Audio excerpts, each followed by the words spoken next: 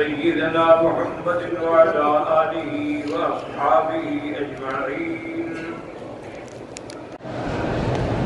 اللهم صل على سيدنا محمد وعلى آل سيدنا محمد كما صليت على إبراهيم وعلى آل إبراهيم في العالمين إنك حميد مجيد. أعوذ بالله من الشيطان الرجيم. بسم الله الرحمن الرحيم. وذا النون إذ ذهب مغاضبا فظن أن لن نقدر عليه فنادى في الظلمات أن لا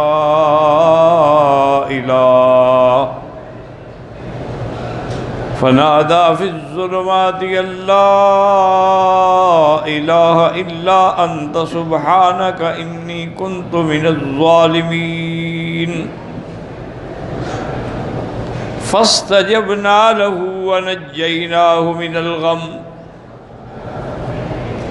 وكذلك ننجي المؤمنين. قال المؤلف والمفسر رحمه الله تعالى أدام النفع بعلومه وعلومكم في الدارين آمين إلى أن قال هذه القصة مذكورة ها هنا وفي سورة الصافات وفي سورة نون. وذلك أن يونس بن متى عليه السلام بعثه الله إلى أهل قرية نينوى وهي قرية من أرض الموصل فدعاهم إلى الله تعالى فأبوا عليه وتمادوا على كفرهم فخرج من بين أزهرهم مغاضبا لهم ووعدهم بالعذاب بعد 3. فلما تحققوا من ذلك وعلموا أن النبي لا يكذب خرجوا إلى الصحراء بأطفالهم وأنعامهم ومواشيهم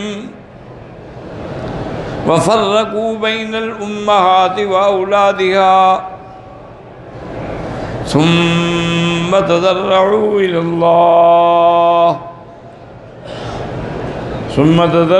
إلى الله عز وجل وجاروا إليه ولغت الإبل وفصلانها وخانت البقر وأولادها وثغت الغنم وسخالها فرفع الله عنهم العذاب. اب مفسر رحمۃ اللہ علیہ فرماتے ہیں کہ ان آیات مبارکہ میں حضرت یونس علیہ السلام کا قصہ ذکر کیا گیا ہے اور ان کا یہ قصہ مبارک سورۃ صافات میں بھی اور سورۃ نون میں بھی ذکر ہوا ہے. یونس ابن متیٰ علیہ السلام جو ہیں اللہ نے ان کو قریہ نینوا کی طرف بھیجا تھا. یہ نینوا جو ہے یہ موصل کی علاقے کا ایک حصہ ہے. یونس علیہ السلام آئے، انہوں نے اللہ کی طرف ان کو دعوت دی، توحید کی دعوت دی. فَأَبَوْا عَلَيْهِ، انہوں نے انکار کر دیا. وَتَمَادَوْا عَلَىٰ كُفْرِهِمْ، اور اپنے کفر پہ جمے رہ گئے، جی ہم آپ کی بات نہیں مانتے. اب حضرت یونس علیہ السلام اس قوم سے نکلے ناراض ہو کر اور ان کو یہ بھی بتلا دیا کہ 3 دن کے بعد تم پر عذاب نازل ہوگا.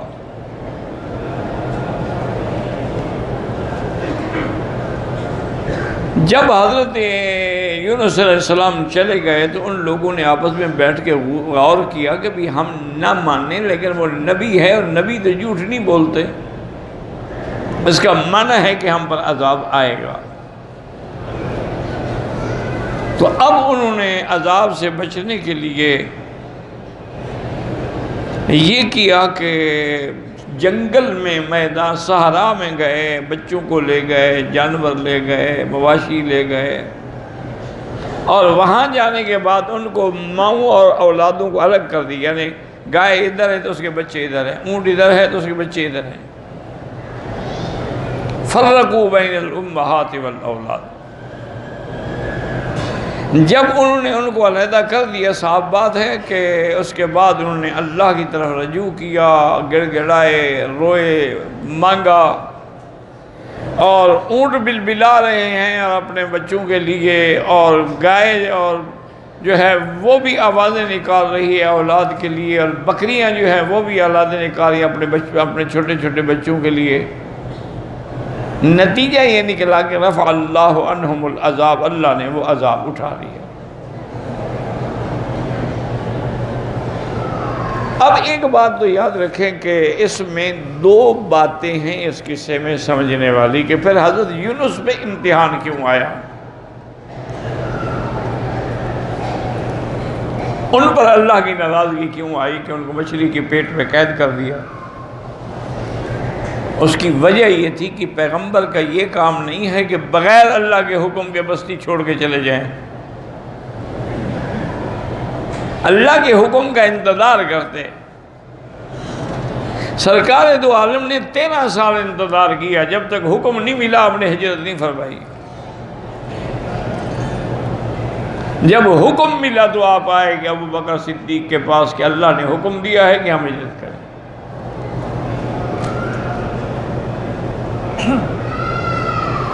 اور دوسری بات یہ ہے کہ یہاں پر اللہ جو چاہیں جیسا چاہیں وہ کر دیں، ورنہ اصول یہ ہوتا ہے کہ جب عذاب شروع ہو جائے پھر نہیں ٹالا جاتا۔ تو حضرت نے بھی ان کو بتایا تھا کہ 3 دن جو ہے نا، پہلے دن جو ہے تمہارے چہرے جو ہے نا وہ پیلے ہوں گے، دوسرے دن سرخ ہوں گے، تیسرے دن سیاہ ہو جائیں گے، اس کا مطلب ہے عذاب کی علامات۔ تو جب انہوں نے یہ دیکھا تو پھر وہ دوڑے دعا مانگنے کے لیے، کہ پہلی علامت شروع ہو گئی۔ لیکن جب علامت شروع ہو گئی تو یہ اس بستی والوں کی قسمت ہے کہ اللہ نے ان کی دعاؤں کو سن کے عذاب ٹال دیا، ورنہ عذاب نہیں ٹالا جاتا جب آ جائے، ورنہ فرعون بھی کہتا رہا آمنت برب موسیٰ و ہارون۔ اللہ نے فرمایا الان اب ایمان لا رہے ہو، وقت عصیت من قبل، پہلے تم نافرمانیاں کرتے رہے، فساد کرتے رہے، اب تم جب ڈوبنے لگے ہو تو خدا یاد آ گیا ہے۔ اسی لیے اللہ فرماتے ہیں فَلَوْلَا كَانَتْ قَرْيَةٌ آمَنَتْ فَنَفَعَهَا إِيمَانُهَا إِلَّا قَوْمَ يُونُسَ، پہلے کسی کو ایمان نے نفع نہیں دیا، عذاب آنے کے بعد پھر ایمان لائیں تو فائدہ نہیں ہوتا، مگر قوم یونس کو اللہ نے قبول کر لیا کہ جب وہ ایمان لائے کشفنا عنہم عذاب الخزی فی الحیات الدنیا، اللہ نے اس عذاب کو ہٹا دیا دنیا میں، وَمَتَّعْنَاهُمْ إِلَىٰ حِینٍ، اور اللہ نے ان کو کچھ عرصے تک مہلت دے دی زندہ رہنے کی۔ وَأَمَّا يُونُسُ عَلَيْهِ السَّلَامُ فَإِنَّهُ ذَهَبَ فَرَكِبَ مَعَ قَوْمٍ فِي سَفِينَةٍ فَلَجَجَتْ بِهِمْ وَخَافُوا أَن يُغْرَقُوا فَاقْتَرَبُوا عَلَىٰ رَجُلٍ يَلْقَوْنَهُ مِن بَيْنِهِمْ يَتَخَفَّفُونَ مِنْهُ فَوَقَعَتِ الْقُرْعَةُ عَلَىٰ يُونُسَ فَأَبَوْا أَن يَلْقُوهُ ثُمَّ عَادُوهَا فَوَقَعَتْ عَلَيْهِ أَيْضًا فَأَبَوْا ثم عادوها فوقعت علیہ أيضا۔ اب جب آپ ایک کشتی میں سوار ہوئے، کشتی جو ہے نا وہ ڈولنے لگ گئی، ڈوبنے کا خطرہ پیدا ہو گیا، تو ملاحوں نے کہا کہ ایسا کرو بھائی ان سواریوں پر قرعہ ڈال دو، جس کا قرعہ نکلے گا اس کو ہم اتار دیں گے یا دریا میں ڈال دیں گے، چلو ایک آدمی کا وزن تو کم ہو جائے گا نا۔ انہوں نے قرعہ ڈالا، اللہ کی شان ہے کہ قرعہ حضرت یونس کے نام نکلا۔ انہوں نے کہا بھی نہیں، آپ کو تو ہم نہیں ڈالتے سمندر میں۔ دوبارہ قرآن اندازی کی پھر بھی آپ کے نام نکل آیا، تیسری دفعہ قرآن اندازی کی گئی تو پھر بھی آپ کا نام نکلا۔ انہوں نے کہا جی اب تو پھر آپ کو ہی ڈالنا ہوگا۔ ایک واقعہ یہ ہے کہ ان کی کشتی کا وزن بڑھ گیا تو انہوں نے یہ عمل کیا۔ اصل واقعہ جو ہے، حقیقت جس کا ہمیں قرآن مقدس کے اندر بھی اشارات ملتے ہیں، وہ یہ ہے کہ حضرت یونس علیہ السلام سے انہوں نے کہا کہ جب کوئی مالک سے غلام بغیر اجازت کے بھاگ کے آئے نا تو اس کا نتیجہ یہی نکلتا ہے کہ اس کو ہم دریا میں ڈالتے ہیں۔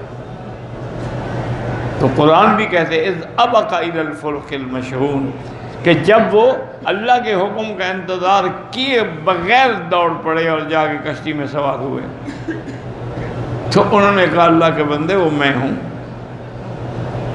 میں نے اللہ کے حکم کا انتظار نہیں کیا، تم بلا وجہ قرآن اندازی کرنے کا کوئی فائدہ نہیں، وہ بندہ میں ہوں۔ تو اب یونس علیہ السلام کو دریا میں ڈالا گیا۔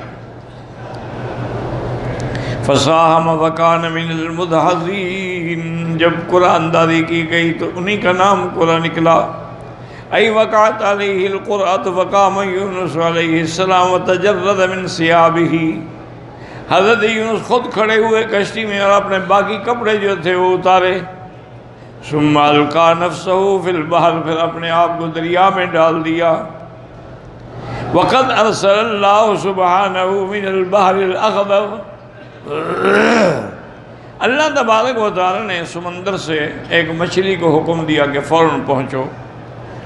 حوتن یشق البحار حتی جاء، اور وہ مچھلی بہت بڑی مچھلی تھی اور وہ دریا کے پانی کو چیرتی ہوئی پہنچی۔ جب حضرت یونس کے قریب آئی فالتقم یونس حین القى نفسه من السفینہ، ابھی وہ کشتی سے پانی میں نہیں گرے تھے کہ مچھلی نیچے منہ لے کے کھڑی تھی، اس نے اپنے اندر ڈال دیا۔ فَأَوْحَى اللَّهُ إِلَى ذَلِكَ الْحُوتِ أَلَّا تَأْكُلَ لَهُ لَحْمًا وَلَا تَشْمَ لَهُ عَظْمًا فَإِنَّ يُونُسَ لَيْسَ لَكَ رِزْقًا وَإِنَّمَا بَطْنُكَ تَكُونُ لَهُ سِجْنًا۔ اللہ نے مچھلی کو وحی کی، اللہ جس کو چاہیں وحی کر دے، لیکن یاد رکھیں وحی کی دو قسمیں ہوتی ہیں، ایک وحی تشریعی، ایک غیر تشریعی۔ وحی تشریعی جو ہے شریعت والی وحی، وہ صرف نبی پہ آتی ہے، اور غیر تشریعی وحی جو ہے وہ اللہ تعالیٰ جس کو چاہیں، جیسے اوحا ربک الی النحل، اللہ نے شہد کی مکھیوں کو بھی وحی کی۔ اسی طرح فرمایا وَأَوْحَيْنَا إِلَىٰ أُمِّ مُوسَىٰ أَنْ ارْضِعِيهِ، اللہ نے فرمایا اپنے موسیٰ علیہ السلام کی اماں کو بھی وحی کی کہ اپنے بچے کو دودھ پلا کے سمندر میں ڈال دیں۔ تو وحی جو ہے وہ غیر تشریعی ہوتی ہے، یہ بھی وحی غیر تشریعی ہے۔ اچھا، اسی طرح پھر وحی کی ایک قسم اور بھی ہے، اس کو کہتے ہیں وحی جلی اور وحی خفی۔ یاد رکھو، وحی جلی کا معنی یہ ہے کہ لفظ بھی اللہ کی طرف سے ہوتے ہیں، معنی بھی اللہ کی طرف سے ہوتا ہے، جیسے قرآن ہے، یہ وحی جلی ہے کہ اللہ نے وحی کیا۔ اور ایک وحی خفی ہوتا ہے کہ اللہ بات نبی کے دل میں ڈال دیتے ہیں، وہ اللہ کی طرف سے ہوتی ہے لیکن لفظ نبی کے ہوتے ہیں، اس کو وحی خفی کہتے ہیں۔ بہرحال وہ دونوں وحی ہیں، وحی جلی ہو یا وحی خفی ہو، دونوں پر ایمان لانا ضروری ہے۔ اگر کوئی آدمی جیسے اہل قرآن ایک باطل فرقہ پیدا ہوا ہے، ہمیشہ یاد رکھیں باطل فرقے جو ہیں نام بڑے خوبصورت رکھتے ہیں، کوئی اپنے آپ کو اہل قرآن کہلاتا ہے، پتہ نہیں کوئی کچھ کہلاتا ہے، تو بہرحال ان کا دعویٰ صرف یہ ہوتا ہے کہ جی ہم قرآن کو مانتے ہیں لیکن وحی خفی یا ہم نبی کو نہیں مانتے۔ وہ کہتے ہیں اللہ نے قرآن اتارا تھا، ان لوگوں نے 6 قرآن اور بنا کے سیاہ 6 کتابیں نکال لی ہیں، یہ 6 اور قرآن ہیں کہ ان کو بھی مانو۔ ہم کیوں مانیں ان کو، اللہ نے تھوڑے اتارے ہیں۔ تو بہرحال یہ باطل فرقے کی یعنی ایک روایت ہے کہ وہ نام بڑے عجیب عجیب رکھتے ہیں۔ اسی لیے طرح آپ دیکھیں نا، آپ قادیانی ہیں تو اس کا نام بھی تو یعنی غلام احمد تھا، پھر بشیر احمد، پھر ناصر احمد،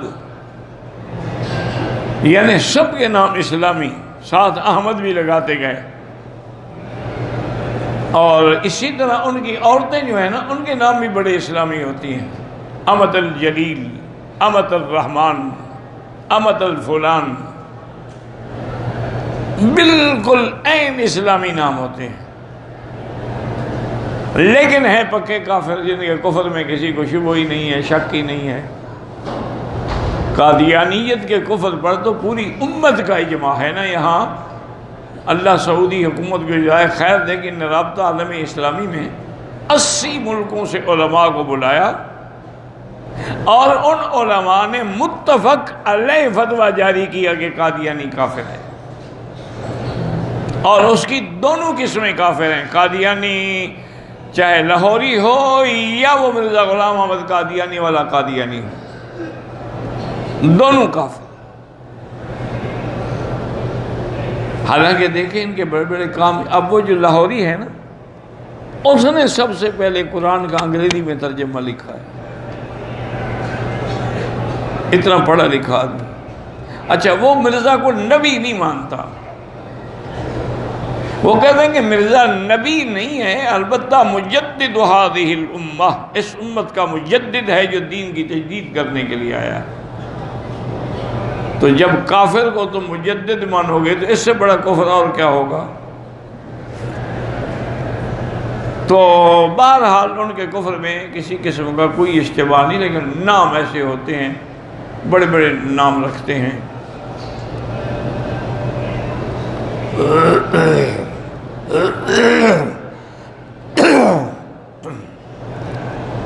تو اب یاد رکھیں، وحی کتنی قسمیں ہو گئی؟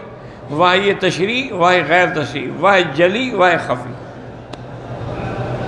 اور اللہ کے انبیاء جو ہیں وہ کوئی بات نہیں کہتے جب تک وحی نہ ہو۔ وَمَا يَنْطِقُ عَنِ الْهَوَىٰ إِنْ هُوَ إِلَّا وَحْيٌ يُوحَىٰ۔ بدبختو، تم اگر صرف قرآن مانتے ہو، اللہ فرماتے ہیں میرا نبی تو کوئی بات نہیں کرتا جب تک میں وحی نہ کروں۔ تو اگر حدیث نہیں مانو گے تو گویا تم قرآن کے بھی منکر ہو، کیونکہ قرآن نے کہا ہے کہ ما آتاکم الرسول فخذوہ وما نہاکم عنہ فانتہوا۔ اللہ نے کہا ہے کہ من یطع الرسول فقد اطاع اللہ۔ اللہ نے فرمایا اطیعوا اللہ واطیعوا الرسول۔ تو پھر کہنا کہ ہم قرآن کو مانتے ہیں، تم قرآن کو کہاں مانتے ہو؟ اگر قرآن کو مانتے تو نبی کے فرمان کو بھی مانتے ہیں، اگر نبی کے فرمان کو نہیں مانتے ہو تو معنی یہ ہے کہ تم منکر قرآن بھی ہو۔ اب اللہ نے وحی بھیجی مچھلی کے پاس اور حکم دیا کہ یاد رکھو کہ ہم نے جو آپ کے لیے آدمی بھیجے ہیں یونس، اللہ تاکل لہو لحمن ولا تحشم لہو عظمن، نہ تو ان کا گوشت کھانا نہ ان کی ہڈیاں توڑنا، اور یہ تمہارا رزق نہیں ہے، یہ تمہارے کھانے کے لیے ہم نے نہیں بھیجا ہے، بلکہ ہم نے تمہارے پیٹ کو ان کے لیے قید خانہ بنایا ہے، یا اسی میں قید رہیں گے۔ اللہ کے فیصلے بھی نکال رہے، اللہ کے قید خانے بھی نکال رہے۔ دنیا میں لوگ جیلیں بنا لیتے ہیں، انڈر گراؤنڈ بھی بنا لیتے ہیں، لیکن مچھلی کے پیٹ کو تو جیل خانہ نہیں بنا سکتے۔ یہ تو اللہ کا نظام ہے، جہاں جس چیز کو حکم دیں نکل جاؤ نکل گئی۔ وَقَوْلُهُ وَذَنُّونَ، نون بھی مچھلی کو کہتے ہیں۔ الحوت صحت الاضافت الیہ بہذہ النسبہ اذ ذهب مغاضبا قالہ الضحاک لقومہ، اپنی قوم سے ناراض ہو کے نکلے۔ فظن ان لن نقدر علیہ، اے نزیق علیہ فی بطن الحوت، یعنی ان کو یہ گمان نہیں تھا کہ میرے ایسے چلے جانے سے اللہ کی طرف سے مجھ پر ابتلا آ جائے گا کہ مجھے قید کر دیا جائے گا مچھلی کی پیٹ میں۔ وَمَنْ قَدْرَ عَلَيْهِ رِزْقَهُ فَلْيُنْفِقْ مِمَّا آتَاهُ اللَّهُ لَا يُكَلِّفُ اللَّهُ نَفْسًا إِلَّا مَا آتَاهَا سَيَجْعَلُ اللَّهُ بَعْدَ عُسْرٍ يُسْرًا۔ جیسے اللہ فرماتے ہیں من قدر علیہ، جس کا رزق تنگ ہو جائے وہ اللہ کے راستے میں خرچ کرے۔ اللہ تعالیٰ کسی کو اس کی طاقت سے زیادہ توفیق نہیں دیتے۔ اللہ تعالیٰ تنگی کے بعد تمہارے لیے آسانیاں پیدا کر دیں گے۔ جب تم اللہ کے راستے میں خرچ کرو گے اللہ تعالیٰ اس کا بدلہ بھی دیتے ہیں، اور اللہ تعالیٰ آپ کے رزق میں بھی برکتیں عطا فرما دیتے ہیں۔ وقال عطیۃ الاوفی فظن ان لن نقدر علیہ اے نقضی علیہ کانہ جعل ذلک معنی تقدیر، انہوں نے خیال کیا کہ میرے اوپر کوئی تقدیر فیصلہ نہیں کرے گی۔ فإن العرب يقول قدر وقدر بمعنى واحد كما قال الشاعر فلا عائد ذاك الزمان الذي مضى تبارك ما تقدر يكون ذلك الامر۔ جو اللہ فیصلہ کر تو تقدیر کے معنی میں بھی آتا ہے، یاد رکھیں قدر قدر قدرہ تقدیر کے معنی میں بھی آتا ہے، اور قدر جو ہے تنگی کے معنی میں بھی آتا ہے۔ من قدر علیہ رزق ہو، جس کا رزق کو ہم تنگ کر دیں۔ اور اسی طرح تقدیر کے اور قدر اندازے کے معنی میں بھی آتے ہیں۔ انا کل شیء خلقناہ بقدر، ہم نے ہر چیز کو ٹھیک ٹھیک اندازے پہ بنایا ہے۔ اب دیکھیں نا انسان ہے، اگر ایک ٹانگ لمبی ہو اور ایک چھوٹی ہو تو کیا حال ہوگا؟ اگر انسان کے ہاتھوں کی 5 انگلیاں ہیں، 2 اور لمبی ہو جائیں آگے چلی جائیں پھر کیا حشر ہوگا؟ کان لمبے ہو جائیں تو ہاتھی بن جائیں، پاؤں موٹے ہو جائیں، تو یہ ایک نظام ہے کیسے اللہ نے ٹھیک ٹھیک بنایا ہے انسان۔ لقد خلقنا الانسان فی احسن تقویم، بڑے صحیح اندازے سے اللہ نے انسان کو پیدا کیا ہے۔ اور ہر چیز جتنی بڑی طاقتور ہو، شیر ہے، ہاتھی ہے، خنزیر ہے، بھگیاڑ ہیں، بڑے بڑے جانور ہیں طاقت والے، لیکن وہ جھک کے پانی پیتے ہیں۔ صرف انسان ہے اللہ نے تم نے میرے آگے جھکنا ہے، پانی کے آگے نہ جھکو، پانی اٹھا کے پیا کرو۔ تو یہ مقام بھی اللہ نے انسان کو عطا فرمایا کہ تمہارا کام اللہ کے آگے جھکنا ہے، تمہارا کام رزق کے آگے نہیں جھکنا ہے۔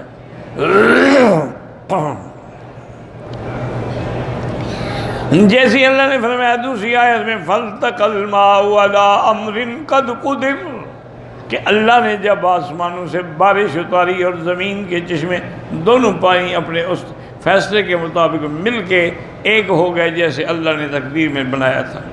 فَنَادَىٰ فِي الظُّلُمَاتِ أَن لَّا إِلَٰهَ إِلَّا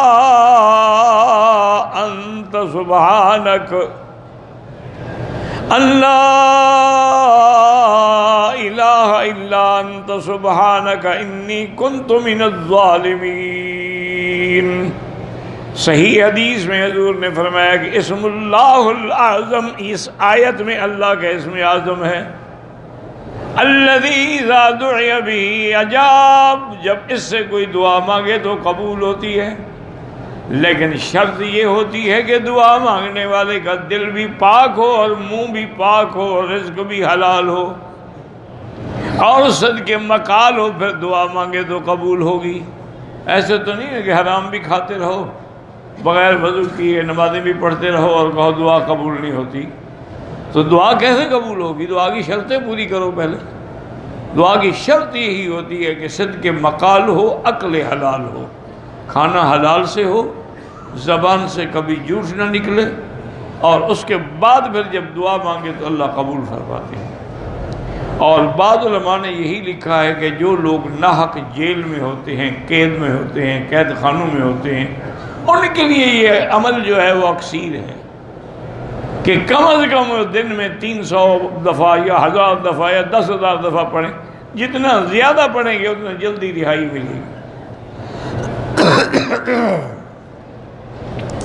اور یہ مجرب ہے، یعنی یہ نہیں ہے کہ بس ایسے ہیں، بڑے علماء نے لوگوں کو بتایا، انہوں نے تجربے کیے، اللہ نے ایسے ان کی قید کو ختم کیا نا، کوئی تصور نہیں کر سکتا تھا کہ یہ کبھی قید خانے سے نکلے گا، لیکن اگر یونس نکل سکتا ہے تم بھی نکل سکتے ہو۔ پھر اس صورت کے بعد تو آیت کے بعد تو وعدہ ہے اللہ کا کہ جو اس نے مانگا فاستجبنا لہ، ہم نے اس کی دعا قبول کر لی، تو جب تم مانگو گے تو تمہاری بھی قبول ہوگی۔ اور اسی طرح بعض روایات میں یہ بھی آتا ہے کہ جب مچھلی کے پیٹ میں یہ ذکر کر رہے تھے تو فرشتوں نے کہا کہ یا اللہ، جو فرشتے پانی پہ ہیں، دریاؤں پہ ہیں، بادلوں پہ ہیں، انہوں نے کہا یا اللہ، ایک آواز آتی ہے، سمجھ نہیں آتی کہ کیا ہے، اور آواز بھی عجیب ہے، کبھی ادھر سے آتی ہے، کبھی ادھر سے آتی ہے، کبھی ادھر سے آتی ہے۔ اللہ نے فرمایا تم نہیں جانتے ہو، میرا بندہ یونس مچھلی کے پیٹ میں ہے، اور مچھلی ان کو سیر کرا رہی ہے، کبھی مشرق لے جاتی ہے، کبھی مغرب لے جاتی ہے، اور وہ اسی حالت میں بھی مجھے پکار رہا ہے، اس حالت میں بھی مجھ سے مانگ رہا ہے۔ تو اس لیے اللہ فرماتے ہیں وَنَادَا فِي الظُّلُمَاتِ اللہ الہ الا انت سبحانک انی کنت من الظالمین فاستجبنا له ونجیناہ من الغم وَقَذَلِكَ نُنْجِي الْمُؤْمِنِينَ۔ اللہ نے فرمایا ہم نے دعا سن لی اور اس کو اس غم سے نجات دی۔ آگے سوال پیدا ہوتا مولا وہ تو تیرا نبی ہے، ہم تو تیرے گناہگار بندے ہیں۔ اللہ نے فرمایا نانا كَذَلِكَ نُنْجِي الْمُؤْمِنِينَ، ہم ہر ایمان والے کو اس دعا سے نجات دیں گے اگر وہ مانگے گا۔ تو دعا کر لیں کہ لا الہ الا انت سبحانک انا کنا من الظالمین، اللہم نجنا من الغم، نجنا من الغم، نجنا واہلنا وقومنا واصحابنا من الغم ومن کل ہم ومن کل حزن ومن کل مرض ومن کل بلا۔ اور ایک ہمارے ساتھی یہ دبئی سے آئے ہیں، ان کے بیٹے کے گردے فیل ہو گئے بیچارے کے، دعا کریں اللہ شفا کاملہ عطا فرمائے۔